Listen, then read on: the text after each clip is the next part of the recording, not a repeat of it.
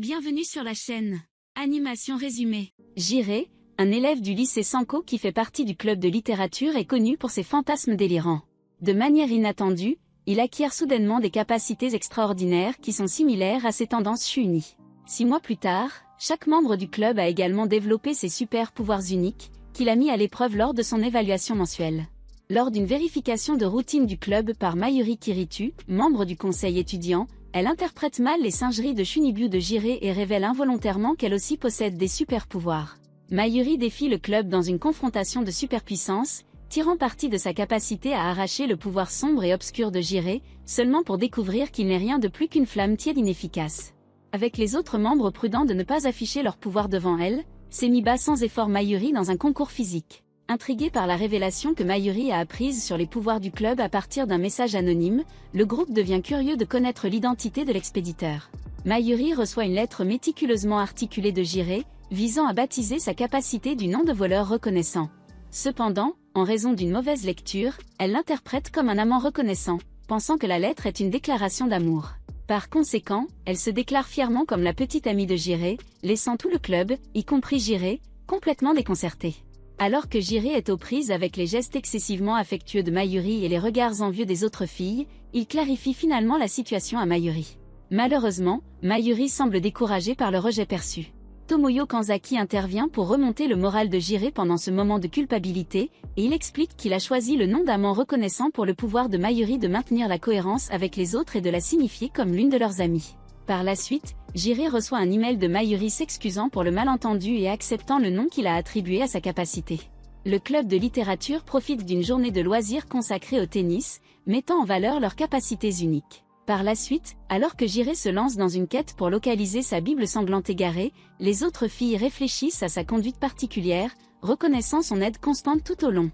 En récupérant son livre, Jiré rencontre un ancien nommé Hajime Kiryu, affichant un enthousiasme partagé pour les fantasmes de Shunibyu. Il s'avère plus tard que Hajime est le demi-frère aîné de Tomoyo, qui était parti de chez lui il y a un an. Le lendemain, Shifuyu Imki, membre honoraire du club de littérature, comparaît devant Jiré, révélant qu'elle s'est officiellement retirée de l'école primaire. Jiré escorte Shifuyu à son école, rencontre son amie Madoka Kuki avant de retourner dans sa propre institution universitaire. Plus tard, le club profite de la capacité de création du monde de Shifuyu pour enfiler une gamme de tenues de cosplay. Suite à cela, la tante et enseignante de Shifuyu, Chiharu Satomi, note que Shifuyu avait quitté l'école plus tôt que prévu. Par la suite, Shifuyu apparaît à la résidence de Jiré après un affrontement avec Madoka, qui lui a déconseillé de passer du temps avec le club de littérature. La situation s'aggrave alors que Shifuyu a du mal à révéler ses pouvoirs à Madoka, ce qui lui fait croire que Shifuyu les apprécie plus que leur amitié. Jiré tente une approche non conventionnelle pour réconcilier les deux, mais Shifuyu résout indépendamment le conflit avec les assistants de Chiharu, obtenant une peluche assortie pour réparer leur relation. Par la suite, Shifuyu révèle que son désir de quitter l'école primaire découlait d'une aspiration à progresser et à rejoindre l'école secondaire aux côtés des autres membres du club. Plus tard, Jiré acquiert une guitare pour lui-même et la met en jeu dans un match contre Shifuyu. En récupérant son sac plus tard dans la journée, Jiré découvre que Tomoyo aspire à devenir un auteur de romans légers. À sa grande surprise, il se retrouve véritablement favorable à ses efforts. Le lendemain, Tomoyo éprouve de la joie alors qu'elle réussit le premier tour d'un prix de roman léger. Pour fêter ça, Jiré lance une invitation pour un déjeuner le week-end. Alors que le duo profite de leur temps ensemble, ressemblant à ce que beaucoup pourraient percevoir comme un rendez-vous, Atoko Koshikawa, une manipulatrice d'éléments, est surprise de les voir ensemble. Un jour, alors qu'ils collaboraient avec les membres du club de littérature pour créer un jeu vidéo personnalisé pour l'anniversaire de Jiré, Semi Takanashi, doté de la capacité de restaurer les choses à leur état d'origine, tombe malade d'un rhume. Jiré rend visite à sa résidence, où il rencontre sa sœur cadette, Meiya. Cependant, le comportement de Semi subit un changement soudain lorsque Jiré mentionne son rôle passé en tant que membre du conseil étudiant au collège, ce qu'elle n'est pas actuellement. Le lendemain, après avoir appris de Meiya le désir initial de Semi de rejoindre le conseil des lycéens, Mayuri propose une théorie selon laquelle Semi a peut-être refusé l'opportunité en raison de ses pouvoirs extraordinaires. Cela incite Jiré à se souvenir d'un incident survenu il y a 10 mois lorsque Semi, suggérant l'utilisation de sa capacité de racine d'origine pour éliminer les pouvoirs de chacun, s'est heurté à Jiré, qui s'est opposé à l'idée.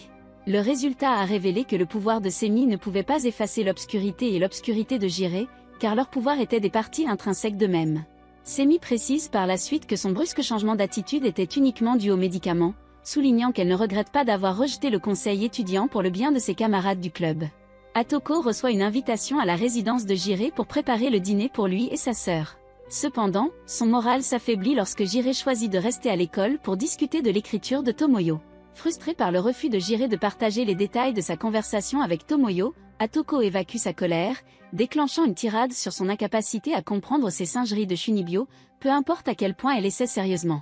Elle part en trompe de frustration. Alors que Jiré part à la recherche d'Atoko, il est aux prises avec l'inquiétude qu'il ait pu par inadvertance lui causer du stress tout au long de leurs interactions. Tomoyo intervient, délivrant une gifle figurative de la réalité à Jiré et aidant à la recherche. Pendant ce temps, Atoko rencontre Hajime, qui lui donne la sagesse de ne pas être obsédé par la compréhension de Shunibyo. Par la suite, il utilise son propre pouvoir pour rendre Atoko inconsciente.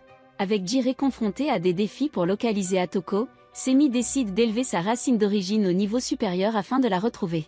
Quelques semaines auparavant, Hajime utilise son point de repère de cette capacité pour vaincre un autre individu doté de pouvoirs spéciaux, le ramenant à sa vie ordinaire dépourvu de tout souvenir de sa capacité. Il est révélé que la manifestation de ces capacités uniques découle d'une guerre des fées, un concours où des individus surpuissants s'engagent dans des batailles pour l'amusement d'un groupe de fées. Les 8 derniers participants encore debout se voient promettre un vœu. L'une de ces fées, Lisha, informe le groupe d'utilisateurs de capacités de Hajime, Fallen Black, qu'une organisation nommée F résiste à la guerre, chargeant Hajime de la démanteler. Alors que Hajime a rendez-vous avec Jiré, son commandant en second, Hitomi Sato, dirige le groupe dans un assaut contre le quartier général de F. Dei Ankunte a Mysterious Girl rumored to possess unstoppable ability, but Hajime clarify that this girl is actually a new member known as system. In the present, it is revealed that Hajime's group mistakenly abducted Atoko while attempting to acquire Semi for a healing ability. Meanwhile, Semi utilise her route of origin to restore the literature club to its original state, safely teleporting Atoko back to their side. Subsequently, Tomoyo dispels the confusion Atoko experienced, and Jiré, in his unique way, issue an apology. While attempting to open a bag of potato chips, Jiré's Dark and Dark undergo its next evolution. Latte, while seeking Jiré's input on her finished novel, Tomoyo experience embarrassment upon learning about a particular silver-haired girl who persuaded Jiré to persist in his Shunibyo lifestyle. Subsequently, after the girls extract a promise from Jiré to refrain from using his awakened power ever again, Atoko aid Tomoyo in her studies. The following day, Jiré make a commitment with Shifuyu to accompany her to the pool during a summer break. Shifuyu discover the possibility of harboring feeling for him, while another male classmate, Shizumi Sagami, approach Semi with the idea of forming a connection with Jiré. Meanwhile, Atoko disclose to Tomoyo her romantic feeling for Jiré and curry whether Tomoyo shares the same sentiment. While Jiré enjoy his poulutin with Shifuyu, Madoka endeavor to devise a plan to sur Shifuyu's opinion of him. To her surprise, Jiré consistently exceed her expectation, earning admiration from Madoka. The subsequent day, Semi escort Jiré to the exact pool, where Shizumi would fear her with a swimsuit purportedly designed to become transparent when wet. However, it turned out to be an ordinary swimsuit. Late that evening, Tomoyo attempt to invite Jiré to the pool, only to discover that he is embarking on a family vacation with Atoko. Meanwhile, Tomoyo reminisce about the initial encounter with Jiré during her Shunibyo phase. Atoko endeavor to implement suggestion from a magazine to capture Jiré's affection during their vacation, albeit with limited success. Upon his return, Jiré extend invitation to Tomoyo for a summer festival, where they engage in a hat-to-hat conversation and share the enchant of watching firework. This experience prompt Tomoyo to recognize her own feeling of affection for Jiré. The following day, Mayuri, who had been apprehended by Noa Hajira the night before, rallies the literature club members together. She says Atoko's ability and employ it against her. Lirai appropriates Shifuyu's ability as she deploy it to shield Atoko, prompting Tomoyo to aid the group's escape.